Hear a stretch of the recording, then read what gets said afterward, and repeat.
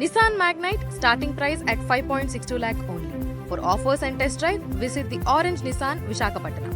हमको ये तय करना पड़ेगा कि साल भर तक घर में कोई भी फंक्शन हो, कोई भी कार्यक्रम हो, हम सोने के गहने नहीं खरीदेंगे, सोना नहीं खरीदेंगे। బంగారం కొనొద్దు అంటూ దేశ ప్రధాని మోదీ చేసినటువంటి వ్యాఖ్యలు ఇప్పుడు ఆసక్తిగా మారాయి. అసలు ఒక ప్రధాని భారతీయులకు ఈ రకమైన సూచన చేయటం ఏంటి? దీని వెనకాతల రహస్యం ఏమైనా దాగి ఉందా? భారతదేశ ఆర్థిక వ్యవస్థపై ఎట్లాంటి ప్రభావం చూపించబోతోంది? ఎందుకు ఈ డెసిషన్ ఇంత సడన్గా ఆయన చెప్పడం జరిగింది అనేది ఇప్పుడు పెద్ద చర్చ నడుస్తోంది. అయితే ప్రధాని మీ ఇంట్లో ఎంత అత్యవసరమైన కార్యక్రమం ఉన్నా కూడా బంగారం ఏడాది పాటు కొనొద్దు, మధ్యతరగతి వారు మరీ ముఖ్యంగా డబ్బును ఆదా చేయండి అని చెప్పినటువంటి ఈ మాటల్ని మనం ఎలా రిసీవ్ చేసుకోవాలి? ఇప్పటికే దీనిపైన పెద్ద ఎత్తున చర్చ నడుస్తోంది. అనలిస్టులు కూడా వాళ్ళ స్టైల్లో దీనిపై వివరణ ఇచ్చే ప్రయత్నం చేస్తున్నారు. 2 రోజుల క్రితం ప్రధాని మోదీ ఇచ్చిన ఈ స్టేట్మెంట్ వల్ల బంగారం రేటు పెరిగిందా తగ్గిందా అన్న మాట పక్కన పెడితే మోదీ గారు చేసినటువంటి ఈ వ్యాఖ్యలు ఇప్పుడు వార్ ఇంపాక్ట్ కావచ్చు, రకరకాల చేంజెస్ కూడా మనం చూస్తున్నాం. జనరల్గా బంగారం ధర అనేది అంతర్జాతీయ మార్కెట్లపై ఆధారపడి ఉంటుంది కాబట్టి డిమాండ్ తగ్గించి దాని ద్వారా బంగారం రేటుని అందుబాటులోనికి తీసుకొచ్చే ప్రయత్నంలో భాగంగా మోదీ గారు ఈ మాటలు చెప్పారా? ఈ రకమైన ఆలోచన కూడా చాలామందికి కలుగుతుంది. లేకపోతే త్వరలో గోల్డ్ రేట్స్ ఇంకా బాగా పెరగబోతున్నాయా? ఎందుకు ఇంత డబ్బు వేస్ట్ చేస్తున్నారు ఇండియన్స్? ఈ కారణంతో మోదీ చెప్పారా అని. సో దీనిపైన మాట్లాడడానికి మనతో పాటు cost accountant and financial analyst Lakshman Rao గారు ఉన్నారు. సార్తో మాట్లాడి మోదీ గారి వ్యాఖ్యల మీద వివరణ తీసుకుందాం. నమస్తే సార్. సార్, ప్రధాని గారు చేసినటువంటి వ్యాఖ్యలు అంటే సడన్గా గోల్డ్ గురించి ఆయన మాట్లాడటం, ఎవరు కూడా ఏడాది పాటు గోల్డ్ అసలు పర్చేస్ చేయకండి, డబ్బుని సేవ్ చేసుకోండి అన్నారు. ఏమైనా రాబోతోందా సంక్షోభం అనే ఒక భయం, టెన్షన్ కూడా పట్టుకుంది. సంక్షోభం అంటే ఇప్పుడు మనందరికీ తెలిసిందే, గత 3 నెలలుగా ఈ యుద్ధ వాతావరణం ఉంది. సో ఈ యుద్ధ కారణాల వల్ల ఏమైందంటే ఆయిల్ రేట్స్ అవి పెరిగాయి. ఇవన్నీ గౌరవనీయ ప్రధాని గారు చెప్పింది ఏంటంటే బంగారం ఒకటే కాదు, ఆయిల్ కన్జంప్షన్ అంటే పెట్రోల్ కన్జంప్షను, అలాగే దేశానికి మంచిదని ఆయిల్ కన్జంప్షన్ కూడా తగ్గించమని చెప్పారు. తర్వాత ఇంటర్నేషనల్ ట్రావెల్ ఇవి తగ్గించమన్నారు. దాంతోపాటు బంగారం కూడా చెప్పారు. దీనికి ముఖ్యమైన కారణం ఏంటంటే ప్రపంచంలోనే భారతదేశం అత్యధికంగా బంగారాన్ని ఇంపోర్ట్ చేసుకునే దేశం. ఒక లెక్కల ప్రకారం లాస్ట్ ఇయర్ మనం ఇంచుమించు 700 టన్స్ గోల్డ్ అంటే ఇంచుమించు 6 లక్షల కోట్లు విలువైన గోల్డ్ని దిగుమతి చేసుకోవడం జరిగింది. సో ఇంత ఎక్కువగా బంగారాన్ని దిగుమతి చేసుకుంటే మనకేం కావాలి? ఫారిన్ కరెన్సీ కావాలి.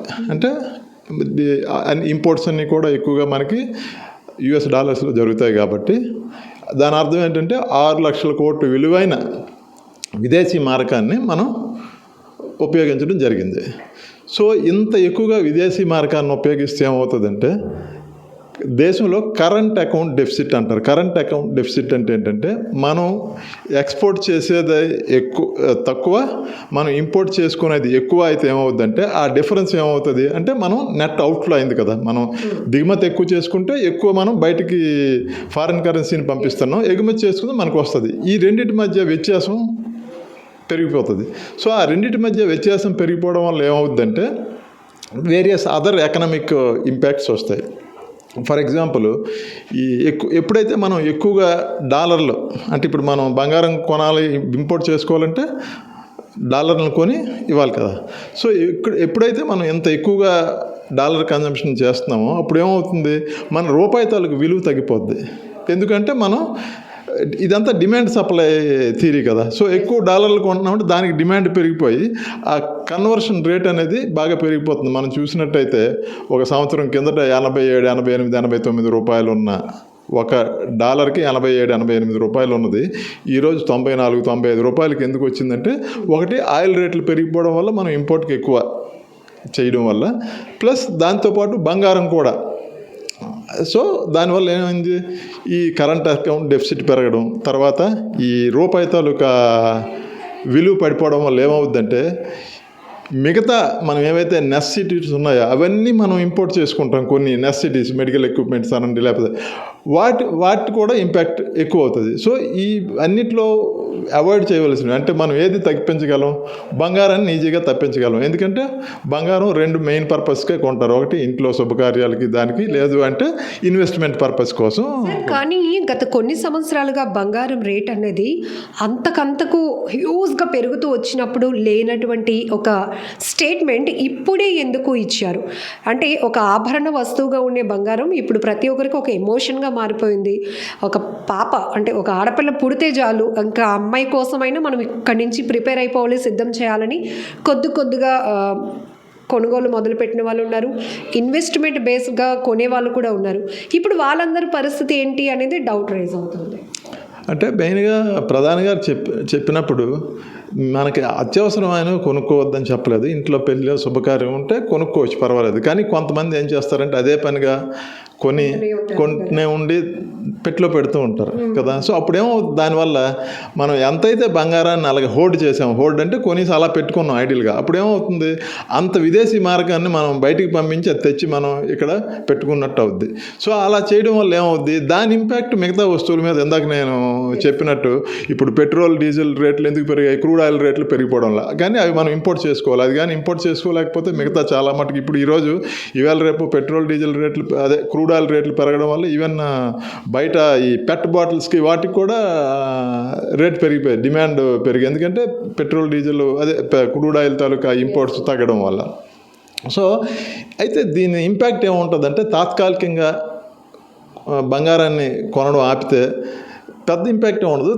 చిన్న ఇంపాక్ట్ ఏముండొచ్చు అంటే చిన్న వ్యాపారులు కొంచెం ఎఫెక్ట్ అవ్వచ్చు, రీటైల్ బిజినెస్.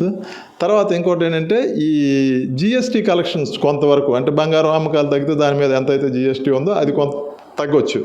కానీ పెద్ద సదుద్దేశంతో చూసినట్టయితే ఈ ఇంపాక్ట్ అనేది చాలా తక్కువ. అంటే ఏది మన ఈ జిఎస్టీ కలెక్షన్స్ కొంచెం తగ్గడం, లేకపోతే చిన్న వ్యాపారులు ఎఫెక్ట్, దాని ఇంపాక్ట్ చాలా తక్కువ కంపారిటివ్లీ. అది మనం ఇప్పుడు మోదీ గారు ఇచ్చిన స్టేట్మెంట్ ఫాలో అవటం వల్ల నష్టం తక్కువ, లాభం ఎక్కువ జరుగుతుంది. కరెక్ట్. ఏ మెజర్ తీసుకున్నా, ఎనీ ఎకనామిక్ మెజరు, దాంట్లో లాభాలు ఉంటాయి, నష్టాలు ఉంటాయి. సో మనం ఏం చేయాలంటే దేనివల్ల లాభం ఎక్కువ, దేనివల్ల నష్టం ఎక్కువ అనేది చూడాలి. సో ఇప్పుడు మన గౌరవ ప్రధాని గారు ఇచ్చిన పిలుపుతో ఏంటంటే, ఏదైతే మనం ఈ బంగారం కొనుగోలుని పోస్ట్పోన్ చేస్తామో సంవత్సరం పాటు, దాని మంచి ఇంపాక్ట్ దేశం మీద ఎక్కువ. ఈ తక్కువ నేను చెప్పిన ఈ జిఎస్టీ కలెక్షన్స్ తగ్గడం, లేకపోతే చిరు వ్యాపారులు టెంపరీగా ఎఫెక్ట్ అవ్వడం అనేది చాలా టెంపరీ అండ్ తక్కువ. ఎస్, అంటే మీరు చెప్తోంది మోదీ గారి ఉద్దేశం కూడా అత్యవసరమైతే కొనుక్కోండి, కానీ విరివిగా కొనటం ఒక హాబీగా చేసుకున్న వాళ్ళు దాన్ని ఇంట్లో దాచిపెట్టడము, ఫర్దర్గా అంటే ఫ్యూచర్ ఇన్వెస్ట్మెంట్ కోసం పెట్టుకునే వాళ్ళకి ఇది వర్తిస్తుంది అంటారు. కరెక్ట్. ఫ్యూచర్ ఇన్వెస్ట్మెంట్స్ కోసం బంగారమే అక్కర్లేదు. ఇవాళ రేపు మంచి మ్యూచువల్ ఫండ్స్ ఉన్నాయి. కానీ ఏదైనా సార్ ఇప్పుడు ఒక అత్యవసరమైన పరిస్థితి వచ్చినప్పుడు ఒక ధైర్యాన్ని ఇచ్చేది బంగారం మాత్రమే. అంటే ఇమ్మీడియట్గా ఒక మనిషి మనల్ని ఎలా అయితే ఆదుకుంటాడో ఆ రకంగా వెళ్ళి మనం గోల్డ్ని వెంటనే పెట్టేసి డబ్బులు తెచ్చుకోవచ్చు. కాబట్టి అది అందరిలో బలంగా నాటుకుపోయింది. బంగారం ఉండడం అనేది మనం సేఫ్ అవుతామని. అంటే ఇప్పుడు ఈ బంగారం అనేది అంటే ప్రాచీన కాలం నుంచి కూడా వచ్చేది. ప్రధాని గారు చెప్పినప్పుడు ఇంకో మాట కూడా చెప్పారు. పూర్వం రోజుల్లో దేశంలో యుద్ధాలు అవన్నీ వస్తే బంగారాన్ని దానం చేసేవారు, ఎందుకంటే కంట్రీని సపోర్ట్ చేయడానికి. ఇప్పుడు మీరు బంగారం అది దానం ఏం చేయక్కర్లేదు, కొండం ఆపండి అంటున్నారు అంతే. సో దాంతో కంపేర్ చేస్తే ఇది పెద్ద ఇదేం కాదు. అలాగే అప్పుడులో పూర్వం రోజుల్లో ఇన్వెస్ట్మెంట్కి బంగారం అనేది only one and only investment అని మనం అనుకోవచ్చు. కానీ ఈరోజు అలా లేదు. చాలా రకరకాల ఫైనాన్షియల్ మార్కెట్లో రకరకాల investment options, alternative investments options ఉన్నాయి. ఫర్ ఎగ్జాంపుల్ మంచి బ్యాంక్ డిపాజిట్స్, లేదంటే గవర్నమెంట్ బాండ్స్, లేదు అంటే మ్యూచువల్ ఫండ్స్, లేదంటే స్టాక్ మార్కెట్లో పెట్టుబడి పెట్టి షేర్లలో కూడా పెట్టుబడి పెట్టచ్చు. అవి కూడా మంచి రిటర్న్ బంగారం లాగే ఇస్తాయి మోర్ ఆర్ లెస్. కాకపోతే ఏంటంటే దాంట్లో కొంచెం తాత్కాలిక నష్టం ఉండొచ్చు, లేదంటే జనాలకు కొంత భయం ఉండొచ్చు, నా డబ్బులు ఏమైపోతాయని. అంతకుమించి బంగారం ఇన్వెస్ట్మెంట్ మార్గాన్ని మాత్రమే చూడాల్సిన అవసరం లేదు. పిఎం గారి స్టేట్మెంట్ని పాజిటివ్గా రిసీవ్ చేసుకొని ఒక 1 year పాటు ఫాలో అవుదాం. సో అప్పుడు డిమాండ్ తగ్గడానికి, ప్రైస్ తగ్గడానికి కూడా అవకాశం ఉండొచ్చా సార్? తప్పనిసరిగా ఇందాక నేను చెప్పినట్టు డిమాండ్ సప్లై ఫాలో అవుతుంది కదా. ఎప్పుడైతే డిమాండ్ తగ్గిందో డెఫినెట్గా కొంత రేట్ తగ్గడానికి కొంత ఆస్కారం ఉండొచ్చు. కానీ తగ్గింది కదా అని మళ్ళీ ఇమీడియట్గా తగ్గుతుందని అందరూ మళ్ళీ హెరడ్గా మళ్ళీ ఒకేసారి వెళ్ళి సామూహికంగా కొంటే మళ్ళీ ఇంటెన్షనల్లీ ధరని హైక్ చేసినట్టు అవుతాం. సో అటువంటివన్నీ జాగ్రత్తగా చూసుకొని ఏదేమైనా దేశహితంలో ప్రధాని గారు చెప్పింది చూస్తే చెప్పకుండా ఒక 1 year ఫాలో అవడంలో తప్పులేదు. అలా ఫాలో అవడం వల్ల మనకే చాలా బెనిఫిట్ మిగతా ఆస్పెక్ట్స్లో, అంటే మిగతా అత్యవసర వస్తువుల్లో కానీ రేట్లు తగ్గడం కానీ జరుగుతుంది. అంటే ప్రస్తుతం వారు సంక్షోభ పరిస్థితులు దేశ ఆర్థిక వ్యవస్థపై, ప్రపంచ ఆర్థిక వ్యవస్థపై కీలకమైన పరిణామాలు చోటు చేసుకుంటున్నాయి. మనం గతంలో కూడా మీరు అనాలిసిస్ చేయడం జరిగింది. సో ప్రస్తుతం బంగారంతో పాటు ఫ్యూయల్, ఇంధనాలు కూడా మనం సేవ్ చేయాలి. ఇప్పుడు స్కూల్స్కి కూడా నిన్న ఒక స్టేట్మెంట్ ఇచ్చున్నారు మోదీ గారు. ప్రభుత్వ ప్రైవేట్ స్కూల్స్ అన్నీ కూడా ఆన్లైన్ క్లాసులు నిర్వహిస్తే బాగుంటుంది అని. అంటే ఇన్ ది సెన్స్ ఫ్యూయల్ మనం సేవ్ చేయాలి అన్నది కూడా ఇండికేట్ అవుతుంది. ఫ్యూయల్ అదే ప్రధాని గారు చెప్పినట్టు ఫ్యూయల్ ఆయిల్ అంటే మనం తినే ఆయిల్, అది కూడా మనం చాలా మటుకు ఇంపోర్ట్ చేసుకుంటాం. అలాగే ఈ ఫ్యూయల్ ఇది కూడా ఇంకా భారతదేశంకి వచ్చే వరకు కొంతవరకు ఈ ఫ్యూయల్ కన్జంప్షన్ మీద రిస్ట్రిక్షన్ లేదు. కానీ ఆల్రెడీ మన పక్క దేశాలైన శ్రీలంక కానీ లేదంటే మిగతా ఇండోనేషియా, మిగతా చాలా కంట్రీస్లో ఆల్రెడీ అక్కడ కోటా పెట్టేశారు. ఒక పర్టికులర్ ఒక కారుకి వారానికి ఇంతే ఇవ్వాలి అలా అని. కొన్ని అభివృద్ధి చెందిన దేశాల్లో కూడా స్ట్రిక్ట్గా అంటే వర్క్ ఫ్రమ్ హోమ్ ఇంప్లిమెంట్ చేయడం, లేదు అంటే ఇప్పుడు ప్రధాని గారు చెప్పినట్టు కార్ పూలింగ్ చేసుకోవడం కానీ, పబ్లిక్ ట్రాన్స్పోర్ట్ ఎక్కడ ఎక్కువ ఉందో అక్కడ వాడడం కానీ, ఇవన్నీ ఆల్రెడీ చాలా దేశాల్లో ఇంప్లిమెంట్ అవుతుంది. ఎందుకంటే ఇది ఒక భారతదేశాని సమస్య కాదు, మీ సమస్య నా సమస్య కాదు, ఇది ప్రపంచ సమస్య. కాబట్టి అందులో మనం బెటర్ పొజిషన్లో ఉండాలి అంటే తప్పనిసరిగా ఇటువంటి కొన్ని చిట్కాలు, అంటే as a cost accountant cost saving methods అనేది దేశహితం కోసం ఫాలో అవ్వడం మంచిదని అనుకుంటున్నాను. సో మీరంటే ఫైనాన్షియల్ అనలిస్ట్ కాబట్టి కాస్ట్ అకౌంటెంట్ వీటి పరంగా ఆలోచిస్తారు. మేము ఇలాంటి స్టేట్మెంట్స్ చూడగానే లాక్డౌన్ ఏమైనా వస్తుందా, ఈ రకంగా కూడా పబ్లిక్ కొంత ప్యానిక్లోకి వెళ్ళారు. ఏంటి ఇలాంటి స్టేట్మెంట్? లాక్డౌన్ రాదు. ఎందుకంటే లాక్డౌన్ రావాలంటే ఇంతకుముందు ఏంటి, ఈ కరోనా టైంలో లాక్డౌన్ ఎందుకు వచ్చిందంటే అది సమూహంగా ఉంటే ఒకరి నుంచి ఒకరికి కరోనా రోగం వ్యాప్తిస్తుంది కాబట్టి చెప్పారు. ఇప్పుడు అటువంటిది ఏమీ లేదు కదా, మనం ఫ్రీగా తిరగచ్చు, మనం ఇచ్చేయచ్చు. ఇదంతా ఏంటంటే అప్పుడు కంపల్సరీ, ఇప్పుడు వాలంటరీ. అది difference. Thank you sir. Thank you.